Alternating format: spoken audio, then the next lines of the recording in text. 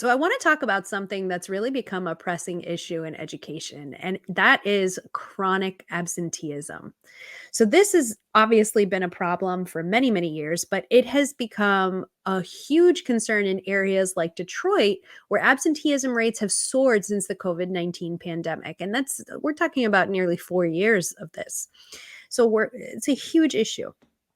Quantica Pride is a mother of eight dealing with the struggles that many families encounter with her children's inconsistent school attendance. Despite her best efforts, she faces the risk of her kids, Josiah and King, falling behind. They could be failing or being held back in school. Shapriya Johnson, a dedicated worker from Concentric Educational Solutions, came up with an innovative approach to combat absenteeism by making home visits. Instead of penalizing the family, Johnson's role is to help understand their challenges and work collaboratively to find solutions. This surge in absenteeism is not limited to Detroit. Nationally, the absenteeism rate has nearly doubled, impacting student achievement and mental health. The shift to virtual learning during the pandemic disrupted attendance patterns, with some parents finding at home learning more convenient and others overwhelmed by the logistical challenges it presents.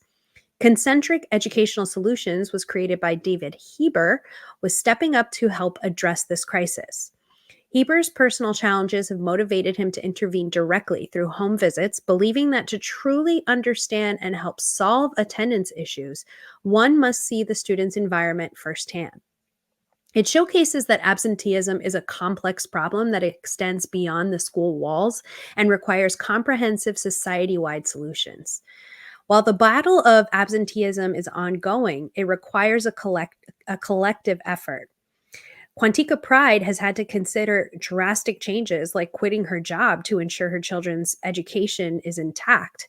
And it's a challenge that we must face together. I think this article from ProPublica highlights the perseverance and dedication of parents like Quantica Pride, really working to improve their education despite numerous challenges, and the commitment of professionals like Shapriya Johnson and David Heber at Concentric Educational Solutions. But it really showcases how we have to work as a collective unit, right? We have to work together, not just the school, not just the community, not just parents, but really working together and understand what obstacles are keeping children from attending school, whether it be family struggles, poverty, logistical issues. Change is possible and it can make a difference, but we have to look at the sobering reality of absenteeism, its increased rates, and how do we work together to fix this? It's a very real problem in our schools that we need to look at all options to come together, schools, community, to support education and student attendance, because they are foundational elements for learning and for our future. Certainly a lot to unpack there. Yeah. And I think it begins, what I get from that story is that addressing absenteeism first begins with a mindset shift where we see absenteeism not as a disease, but as a symptom. People don't just decide to become absent. Your children become absent from schools because of all these external factors that come into play that are multifaceted and require multiple stakeholders to come together to address. And so I appreciate the efforts of that organization providing intervention, helping with the families address the needs that they have so that they can address the symptom of helping keep their kids in schools. And yeah, this is just another one of those things that the pandemic has just exacerbated a problem that already existed. So, a lot of schools and school districts are kind of faced with absenteeism as a truancy issue, right? And so the reaction is generally to face it as a legal issue and a neglect issue sometimes when we're talking about younger students, especially.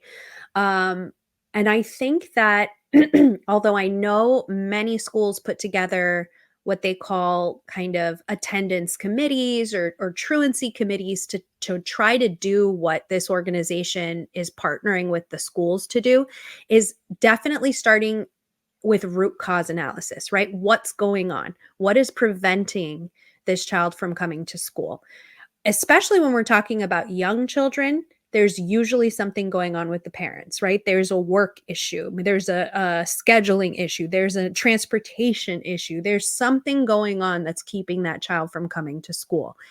And generally, if we're talking about a parent having a very difficult work schedule or maybe having to leave really early and depending on a neighbor or a grandparent or somebody else to get that kid to school, what processes and systems are in place to help support those families? I think those are the questions we have to start with. And as children get older and they have a bit more agency, what else is keeping them from coming to school? What else is happening in the community? What lack of supervision or what support structures are or are not there that are going to help these kids get to school?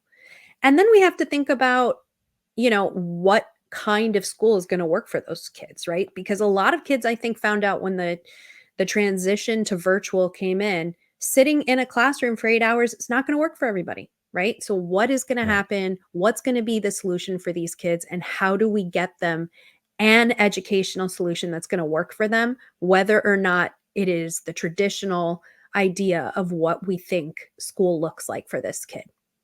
That was a really impressive point to me that you brought up towards the end there about the fact that the causes of absenteeism could vary considerably based on the age of the students.